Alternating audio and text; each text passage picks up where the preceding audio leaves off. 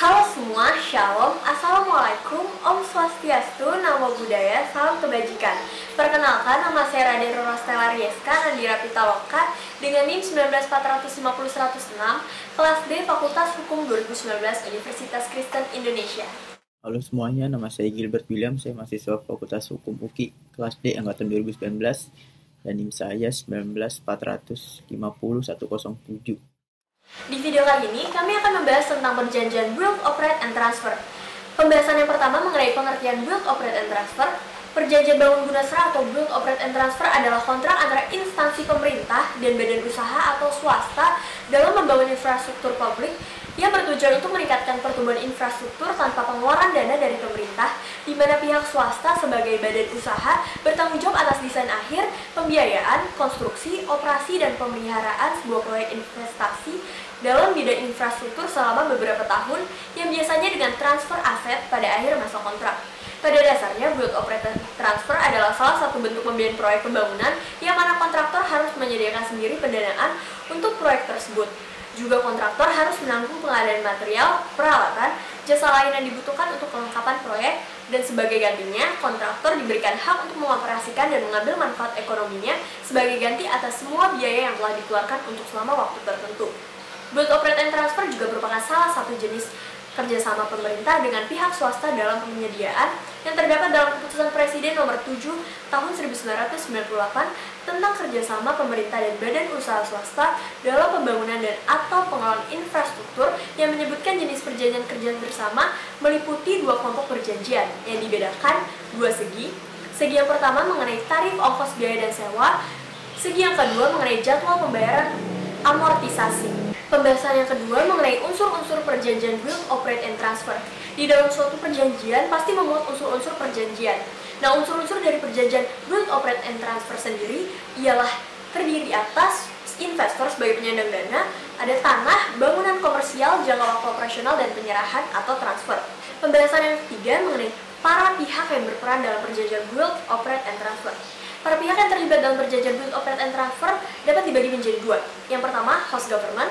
Host government ialah pemerintah setempat yang mempunyai kepentingan dalam pengadaan proyek tersebut, yang mendukung pengadaan proyek dari awal hingga akhir, dan pada umumnya didampingi oleh penasihat hukum, teknikal, dan finansial.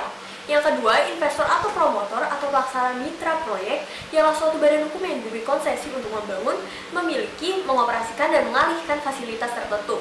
Organisasi promotor ini biasanya didukung oleh pihak-pihak lain seperti kontraktor, investor, operator, supplier, lender, dan user. Pihak yang dapat menjadi mitra meliputi badan usaha milik negara, badan usaha milik daerah, swasta kecuali perorangan, dan atau badan hukum lainnya. Dan dalam pelaksanaan perjanjian Build, Operate, and Transfer, untuk menentukan mana yang menjadi mitra proyek tersebut, maka pemerintah akan melaksanakan tender rencang-rencang. Pembahasan yang keempat mengenai tahap-tahap pelaksanaan perjanjian Build, Operate, and Transfer, yang dalam penerapannya terdapat 3 tahap pelaksanaan Build, Operate, and Transfer, yang mana setelah mitra pengusaha tadi memenangkan tender, maka pemerintah bersama mitra tadi akan melaksanakan perjanjian Build, Operate, and Transfer. Dengan tahap yang pertama, pembangunan atau build, yang pemilik proyek sebagai pemberi hak pengelolaan memberikan kuasanya kepada pemegang hak atau pelaksana proyek untuk membangun sebuah proyek dengan dananya sendiri atau dalam beberapa hal dimungkinkan didanai bersama. Di sini pihak pertama menyerahkan tanahnya pada pihak lain untuk dibangun.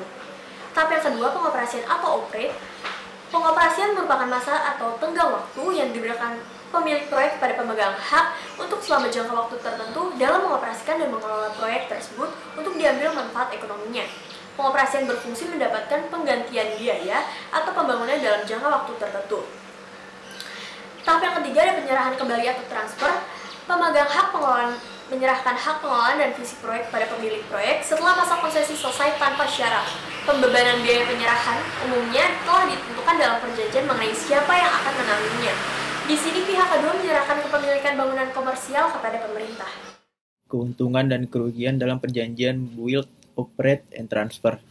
Dalam pelaksanaan perjanjian BOT juga memberikan keuntungan bagi kedua belah pihak. Bagi swasta atau investor sebagai pihak yang memiliki dana dapat melakukan pembangunan untuk melakukan kegiatan usaha tanpa harus memiliki tanah atau lahan. Bagi pemerintah sebagai pemilik lahan yang memiliki lahan strategis yang akan memanfaatkannya memerlukan biaya yang sangat tinggi yang akan mengganggu penggunaan dan APBN atau APBD. Maka dalam jangka waktu pendek dengan menggunakan sistem bot, pemerintah mendapatkan keuntungan selain akan mendapatkan pembiayaan atas pembangunan proyek, juga akan mendapatkan kompensasi atau royalti dari pengelolaan proyek tersebut dalam jangka panjang. Maka pemerintah mendapatkan bangunan beserta sarana dan prasarananya. Maka perjanjian bot ini dapat meningkatkan penerimaan keuangan pemerintah baik pada saat pembangunan, pengoperasian, dan pada saat penyerahan bangunan. Lalu ada risiko yang timbul dalam pelaksanaan perjanjian build, operate, and transfer. Risiko-risiko yang mungkin timbul dalam pelaksanaan perjanjian bot meliputi risiko politik, yaitu mengenai nasionalisasi proyek, risiko hukum, yaitu mengenai tidak dapat dilaksanakannya kontrak-kontrak yang dibuat oleh para pihak, risiko ekonomi, yaitu mengenai pergerakan nilai mata uang yang dapat menyulitkan keadaan untuk melanjutkan pelaksanaan perjanjian bot. Risiko pasar dan pendapatan, yaitu mengenai hilangnya pendapatan yang disebabkan oleh ketidakcukupan pendapatan langsung dari proyek dan kekurangannya pendapatan dari sumber lain yang berkaitan dengan proyek. Risiko yang mungkin timbul dalam pelaksanaan perjanjian bot tersebut perlu diperhitungkan secara cermat dan dapat menjadi bahan negosiasi yang cukup alot di antara para pihak. Penanggulangannya atau penyelesaiannya umumnya dilakukan dengan jalan melakukan relokasi, meminimalisasi risiko, dan mengalokasikan risiko tersebut kepada pihak. Yang paling lazim dilakukan untuk merelokasikan risiko diantaranya adalah melalui penggunaan pranata asuransi atau pertanggungan sebagai pihak yang akan memberikan jaminan atau tanggungan jika risiko-risiko tersebut benar-benar terjadi pada perjanjian bot. Lalu yang terakhir ada asas-asas dalam perjanjian build, operate, and transfer. Perjanjian bot yang mereka buat pada asasnya yang pertama menjalankan suatu asas kerjasama yang saling menguntungkan, di mana pemilik lahan yang semula hanya memiliki lahan atau beserta bangunannya saja, setelah adanya kerjasama dengan perjanjian bot pada suatu saat akan memiliki bangunan atau bangunan yang lebih baik dari bangunan semula. Kedua, asas kepastian hukum, bahwa pada suatu saat investor akan mengembalikan bangunan beserta fasilitasnya yang melekat pada aset bersangkutan kepada pihak pemilik lahan atau pemegang hak eksekutif. Kemudian yang ketiga, asas musyawarah, artinya jika timbul perselisihan antara pihak investor dengan pihak pemilik lahan pemegang hak eksekutif, baik saat pihak pemilik lahan pemegang eksekutif mengoperasionalkan hasil bangunan serta hal-hal lainnya, mereka akan menyelesaikan dengan cara mengadakan musyawarah. Apabila itu tidak didapat, mereka akan menyerahkan penyelesaian pada keadilan putusan hakim. Demikian pula hal-hal yang belum atau kurang diatur di dalam perjanjian bot. Kedua belah pihak sepakat untuk mengatur lebih lanjut dalam perjanjian tersendiri. Dengan demikian, di dalam perjanjian bot paling tidak didasarkan atas 3 asas, yaitu asas kerjasama yang saling menguntungkan dan asas kepastian hukum serta asas musyawarah. Sekian, terima kasih.